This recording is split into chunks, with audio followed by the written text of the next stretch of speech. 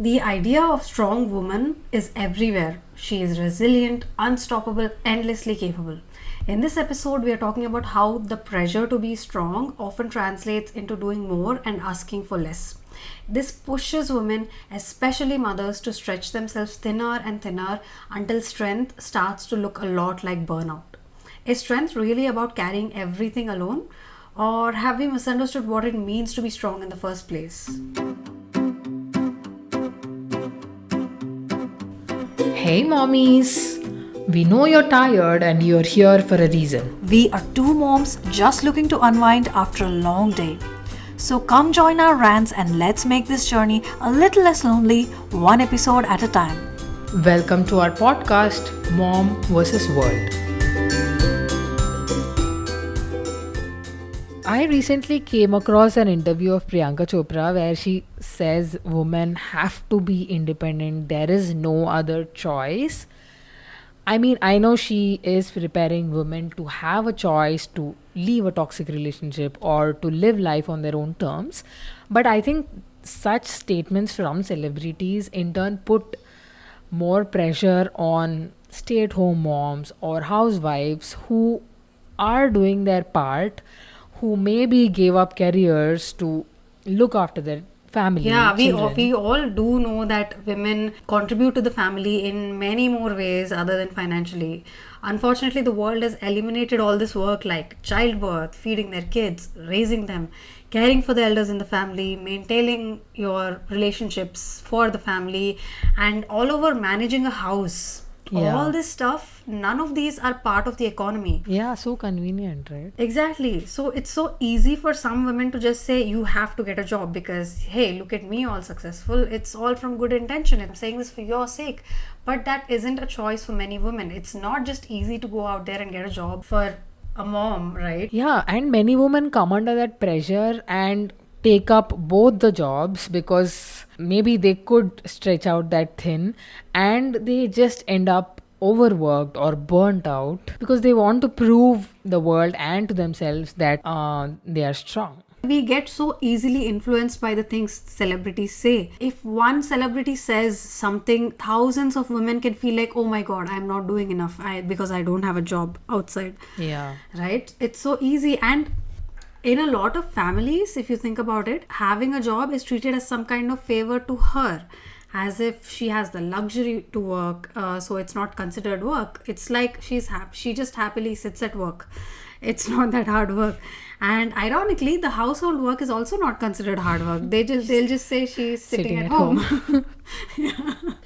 Yeah.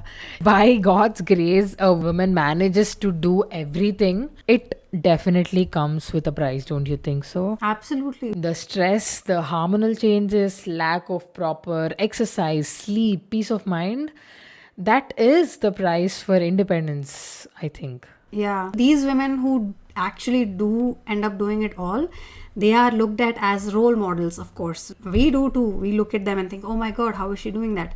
We recently was talking about our cousin, right? She's a doctor and she has two kids. She has a newborn and she's setting up her own practice. And we are like, Wow. how is that possible? Yeah. And oh my god, what are we doing? Yeah, true. Our society automatically sets the most hardworking standards, most sacrificial standards for us women. The moment someone in your community is doing it all, every woman is set to that standard and they are automatically falling short. Yeah. And with our age-old mindset, we do that to ourselves. We don't even have to have other people telling us that. Yeah. Because lately not many people are coming out and saying it because many people are becoming more and more aware, but we still end up doing that to ourselves, thinking I am weak if I'm not matching the most hardworking women's standards. Yeah, the moment we see a woman doing one step more than us, we are like, okay, Yeah. I am not good enough. So this happened to me a while ago. I was on my period and I was just telling my husband how usually on the first day I like to take a leave from work and just roll around on the sofa and eat cake and everything. And he immediately responds with, did you know female cricketers play matches even when they're on their periods? Oh my god, this is the exact same conversation that happened Really? between me and my Oh my God. husband. He straight out compared me with a sportswoman, and I got so pissed off. Yeah, exactly. I know he didn't intend to point it out at me that I am falling short or anything. He was only showing appreciation to women in sports, but still, I got offended because that's what we do to ourselves. The moment he mentioned that, I just set myself to that impossible standard. Not, it doesn't even have to be impossible, that high standard, and just start feeling bad about myself. Yeah, we already constantly compare ourselves with everybody around us. We already feel like we are not doing good enough. And when someone passes the slightest criticism, we just spiral into that self depreciation mode and stay there forever. I think what pisses me off is why are both men and women obsessed with this idea of strong women? Because we are not talking about strong men like we talk about strong women. The context just is very different when we refer to these two different things. Like, men are extremely successful, it's about their intelligence, their hard work and everything, but for a woman to be successful, we're talking about, okay, so what is she doing? What did she sacrifice? Yeah, what did she sacrifice? Who's taking care of her family? Yeah. How did she do that with kids? It's a very toxic ideology, that strong woman thing. When did we all start to force ourselves to become these fighters who do nothing for themselves and are just glorified for that? Now that I think of it, I think our generation women were raised to be independent. Even starting from our childhood, our parents told us that you have to get a good job, you have to earn your own money. And also, parallelly, they also ingrained this thought in our mind that you have to get married, you have to have children, you have to take care of your family, you have to cook and take care of the house and everything. So we ended up coming to a state where even if we don't do either of those, we feel like we failed. I think it's because for some reason, I don't know for what reason, it's really weird, but somehow we never imagined both these lives we have to live at the same time. Yeah. That independent woman who has all of her stuff together, her finances, her independence, her knowledge, everything on one side, and then the whole other life with the family and the kids. When I had my kid, it hit me a little late that, oh my god, wait, how do people do both? How I've learned that side of it and I know I'm going to do this side of it, but then how am I supposed to do both? It doesn't make sense. And again, at that point, I feel like if I say it out loud, it sounds stupid, it makes me sound dumb and weak, or I don't know, something. Yeah, I know. Being strong also put that pressure on us that we can't show emotions of weakness at all. Like, we cannot show tiredness or sickness or most feelings. I think we just keep it to ourselves, and we also tend to take up anything that comes up, right? If somebody asks as a favor, we just like, yeah, I'll do it, I can do that too, yeah, I'll manage to do that. We just never say I have enough on my plate, I can't. Because we constantly want to show ourselves and to the world that I am a strong woman, I can do it all. Yeah, oh god, that word is starting to really bug me now. I know.